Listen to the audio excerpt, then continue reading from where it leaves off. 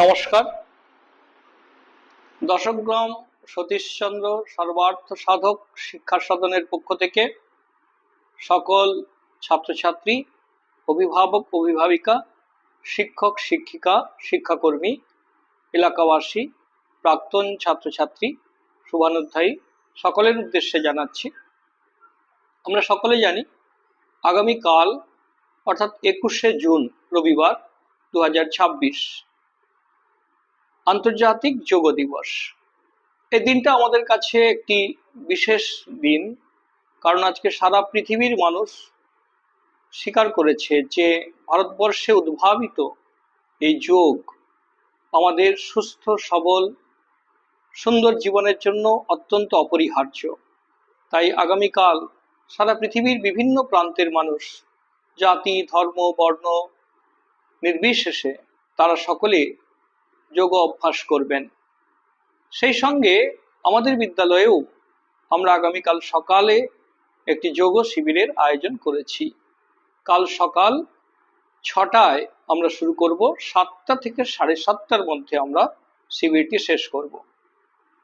যোগ মানেই কেবল শারীরিক কসরত নয়, যোগ কথার প্রকৃত অর্থ হলো সেই সর্বশক্তিমান সর্বশক্তি যার মধ্যে রয়েছে, যাকে আমরা পরমাত্মা বলি, তার সঙ্গে আমার অর্থাৎ আমার দেহ এবং মন, যাকে আমরা জীবাত্মা বলি, তার সঙ্গে যুক্ত করা, যুক্ত হওয়া।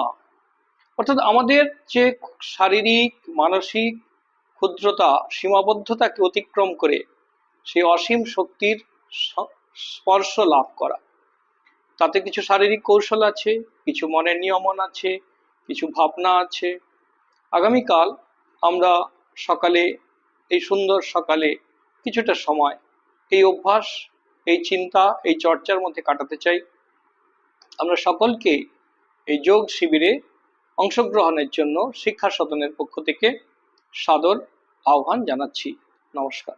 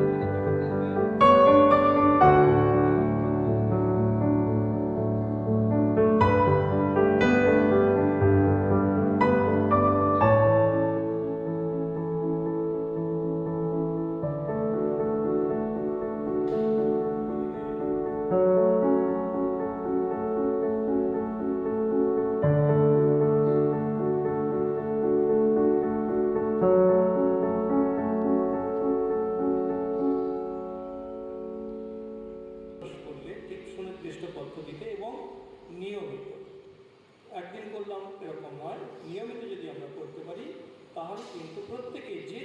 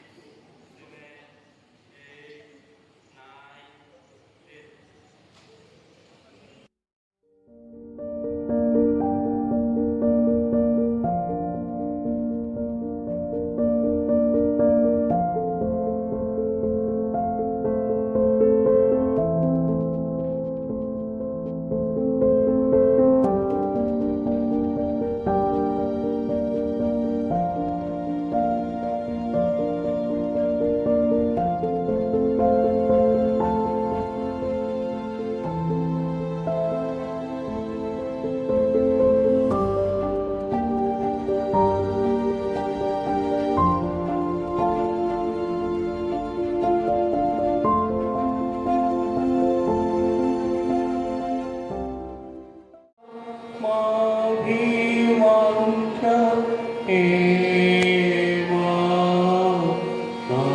সমানে তব অবিশালুভাবে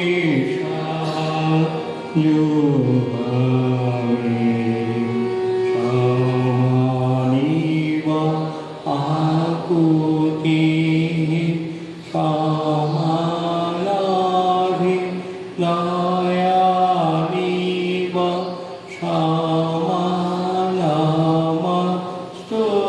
সমালামস্তুবামন যথাবশুষ আশকি সঙ্গ চাত্মাং সংব দাথাং সংব অনাংসি জ্ঞান পাং দেবা ভাগং যথা পূর্বে সঞ্জা নানা উপাসকে।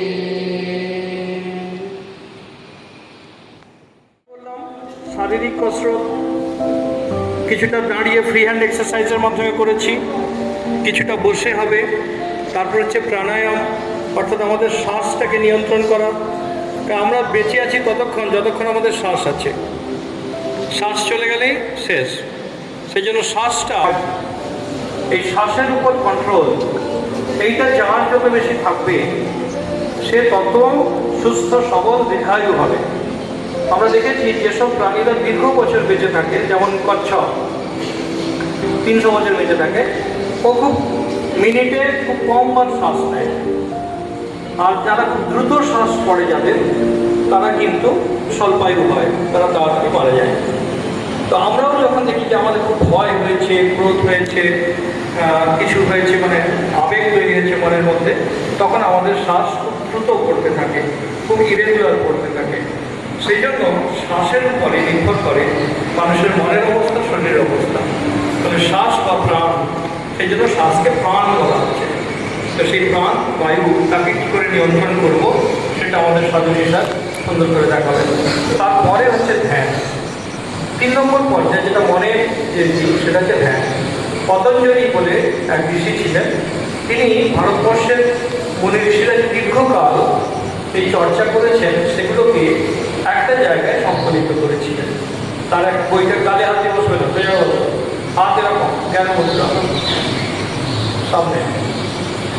তো যোগসূত্র বলে একটি বইতে তিনি এই সব সংকলিত করেছেন। তিনি 8টা স্টেপ দিয়েছেন, যে 8টা পর্যায়ের ভিতর দিয়ে যদি আমরা যাই তাহলে প্রত্যেকটা মানুষ অসাধারণ মানুষ হয়ে উঠতে পারে। এমনিতে মানুষ আর পশুতে ফারাক নেই। সেই পশু মানবটা মানুষ হবে, মানুষটা ভদ্রলোক হবে, জেন্টলম্যান হবে, সেই মানুষটা আধ্যাত্মিক মানুষ হয়ে যাবে, সেই মানুষটা দেবতার মতো হয়ে যাবে। তো সেটা কি করে হবে? তিনি 8টা পর্যায়ে দিয়েছেন। প্রথম হচ্ছে যম, নিয়ম, আসন, প্রাণায়াম, প্রত্যাহার, ধ্যান, ধারণা, সমাধি।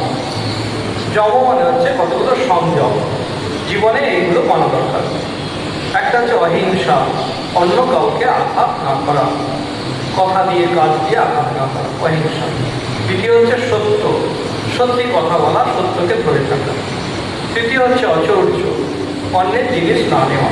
চতুর্থ হচ্ছে অপরিগ্রহ, যখন কেউ আগ বাড়িয়ে কোনো গিফট দিতে আসছে, আমি চুরি করছি না, কিন্তু আমি উচ্চ পদে থাকার জন্য, একটা বিশেষ জায়গায় থাকার জন্য কেউ না কেউ আমার কিছু দিতে আসছে আগ বাড়িয়ে, সেটাও প্রত্যাখ্যান করা। আর ব্রহ্মচর্য মানে হচ্ছে দেহ মনকে শুদ্ধ পবিত্র রাখা। এইটা হচ্ছে যম, এগুলো প্রথম মানতে হবে। তারপরে আর 5টা। তপস্যা মানে কষ্ট করা, এই যে সকালে সকালে উঠে সকালে এসেছি, কষ্ট করেছি আজকে। সাধ্যায় ভালো কিছু বই পড়া, পড়ার বইয়ের বাইরে ভালো কিছু বই পড়া, যাতে নিজের ভালো হওয়ার ইচ্ছেটা সবসময় জেগে থাকে। সন্তোষ, অর্থাৎ যে পরিস্থিতির ভেতরে আছি সেই পরিস্থিতির ভিতরে থেকে লড়াই করার মানসিকতা। আমার হয়তো বাবা বিশাল ধনী নয়, পাকার ঘর নয়, টিনের চাল, মাথার উপর একটা ফ্যান হয়তো কোনোরকম ঘুরছে, ওই জায়গায় পড়াশোনা করেও আমাকে কিন্তু একজন ভালো ছাত্র হতে হবে। আমি যদি অসন্তুষ্ট হই, তারপরে পাকার ঘর, সে এসি ঘরে বসে পড়াশোনা করে, আর আমি টিনের চালে পড়ি, আমার কি পড়া হবে, আমার টিউশন মাস্টার ভালো নয়, আমার এই ভালো নয়, তাহলে অসন্তোষের উন্নতি হবে না। যে অবস্থা আছে সেখানে সন্তুষ্ট থেকে লড়াই করতে হবে। এটা সন্তোষ। শৌচ মানে পরিষ্কার পরিচ্ছন্ন থাকা, শরীরে মনে জিনিসপত্রে সমস্ত কিছু পরিষ্কার পরিচ্ছন্ন থাকা, আর ঈশ্বর পরিধান, অর্থাৎ সেই সর্বশক্তিমান ঈশ্বর আল্লাহ ঘর যাই বলি না কেন তারপর আস্থা রাখা। যখন বিপদে পড়বো হাত জোর করে হোক, হাত তুলে হোক, প্রার্থনা করবো তুমি আমাকে রক্ষা করো। এই 5-10টা জিনিস প্রাথমিক ভাবে রাখা। তারপর যেমন আমরা বাবু হয়ে বসেছি, এরকম বাবু হয়ে বসা, আসন সুন্দর করে বসলাম, একদম শরীরটা যেন অনেকক্ষণ স্থির থাকে। প্রাণায়াম, শ্বাস পায়ুটাকে নিয়ন্ত্রণ করলাম, অর্থাৎ শ্বাসটা নিয়মিত করতে থাকলো। সপ্তাহার মানে হচ্ছে এই যে আমাদের মন এদিক সেদিক ছুটে বেড়ায়, যখন কিছু করতে যাচ্ছি, পড়তে চাইছি, খেলা থেকে চলে যাচ্ছি, খেলতে যাচ্ছি, অন্যদিকে মন চলে যাচ্ছে, গান গাইতে যাচ্ছি, চাইছি, অন্যদিকে চলে যাচ্ছে। এই গান করতে করতে মাইকটা বন্ধ করলাম, মতো অনুষ্ঠানই করলো, আমার হাত নিয়ে আমরা ঠিক বজায় করবো। তো কী হচ্ছে, মনটা যখনই বিচলিত হয়ে যায় তখনই আমাদের কাজে ঘাটতি হয়। সেই জন্য মনটা চলে যাচ্ছে, সেই মনকে নিয়ে এসে আবার নিজের কাজে বসানো। প্রত্যাহার, পালিয়ে যাচ্ছে মন, তাকে ধরে নিয়ে এসে লক্ষ্য করছে, আবার অন্তে বসিয়ে দিলাম। প্রত্যাহার। ধারণা অর্থাৎ একটা বিষয়ে মনকে ধরে রাখা। কোনো একটা জায়গায় একটা সুন্দর চিহ্ন, আমি একটা ঈদের চাঁদ ভাবতে পারি, ক্রস ভাবতে পারি, হোম ভাবতে পারি, আমি একটা সুন্দর তত্ত্বপুর ভাবতে পারি, থাকবে না। শুধু একটাই শব্দ থাকবে। আর যদি আমি মায়ের মায়ের মুখটাই থাকবে, কিছু থাকবে না। আমি কতক্ষণ বসে আছি, কোথায় বসে আছি, কে বসে আছি, কী করছি, কোনো ধারণা থাকবে থাকবে না। সেটাকে ধ্যান, একটা অবিচ্ছিন্নভাবে যখন মন কোনো বিষয়ে যুক্ত হয়ে যায় তখন তাকে ধ্যান করে। যেমন আমাদের যে শিল্পীরা যখন ছবি আঁকে, ধ্যানের মতো করে ছবি আঁকে, অসাধারণ ছবি আঁকা হয়ে যায়। যখন বিজ্ঞানী গবেষণা করেন, সেই বিষয়টা গভীরভাবে ধ্যান করেন, নতুন জিনিস আবিষ্কার করে ফেলেন। তো তুমি যে কাজটা করছো সেই কাজটায় সম্পূর্ণ ডুবে যেতে পারলে সেটাই ধ্যানের মতো হয়ে যাবে, সেই কাজটা অসাধারণ হয়ে যাবে, একটা নতুন সৃষ্টি হয়ে যাবে। হ্যাঁ, এই করার পরে সর্বোচ্চ ভাব হচ্ছে যেটা বলা হচ্ছে সমাধি, অর্থাৎ সেসব আমাদের ধারণার বাইরে। সেই সর্বোচ্চ পর্যায়ে যখন যায়, মানুষের যত প্রতিভা আছে, যত তার গুণ আছে, সেই সমস্ত কিছু বিকশিত প্রকাশিত হয়ে পড়ে, তখন সেই মানুষ সাধারণ মানুষের থেকে অনেক উন্নত পর্যায়ে চলে যায়। তো এটা কিভাবে করবো আমরা একটু প্র্যাকটিস করে নিই সকলে। বসে প্রথম হচ্ছে একটা কল্যাণ প্রার্থনা করতে হয় সকলের জন্য।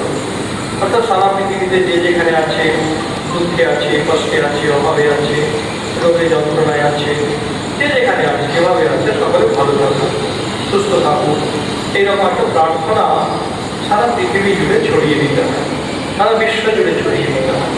তাহলে কি হয়, মনটা সহজে নরম হয়ে যায়, সেই মনটাকে নিয়ে মনসংযোগ করার সুবিধা হয়। আমরা তাই করছি। প্রথম একটা সংস্কৃত মন্ত্র আছে, আমি বলবো, আর তখন সকলে আমরা সকলের জন্য কল্যাণ প্রার্থনা করবো। সর্বে সর্বে সন্তু নিরাময়া, সর্বে ভদ্রাণি পশ্যন্তু মা পশ্যেতু প্রভাবতে। জগতে সকলের কল্যাণ হোক, সকলের মঙ্গল হোক, সকলের দুঃখ দূর হোক।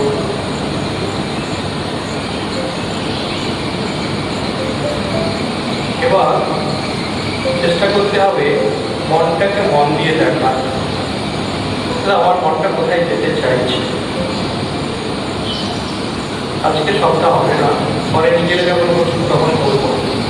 তারপর হচ্ছে একটা কিছু মনে স্থির করে নেব, যেটাতে আমি মনটা রাখতে পারবো।